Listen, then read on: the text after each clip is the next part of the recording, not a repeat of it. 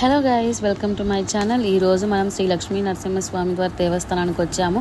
మేమైతే నరసింహస్వామి కోవిల అంటాం. కనిపిస్తుంది స్థల పురాణం అండి.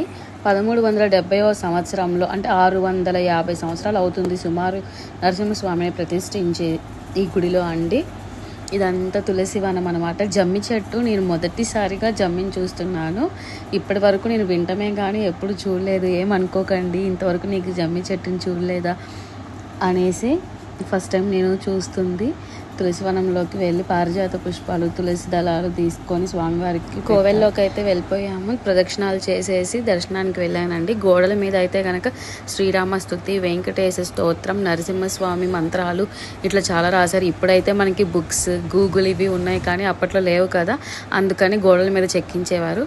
ఓం నమో నరసింహాయ నమః అనే మంత్రాన్ని జపిస్తూ నేను ప్రదక్షిణాలు అయితే కంప్లీట్ చేశాను. ఇదిగోండి జమ్మి. మీకు చెప్పాను కదా దసరా రోజు జమ్మి కొడతారని. నేనైతే ఫస్ట్ టైం చూడటం. అట్లా గోత్రనామం మన పేరు రాసేసి చెట్టుకు పెడతారంట. కనిపిస్తున్నవి స్వామివారి ఉత్సవ విగ్రహాలు. స్వామివారికి కుడి పక్కన ఆండాల్ తాయారు అమ్మవారు, మధ్యలో స్వామివారు, ఎడం పక్క రాజలక్ష్మి అమ్మవారు ఉంటారండి. ఓం భగవతే వాసుదేవాయ నమః. Bye guys.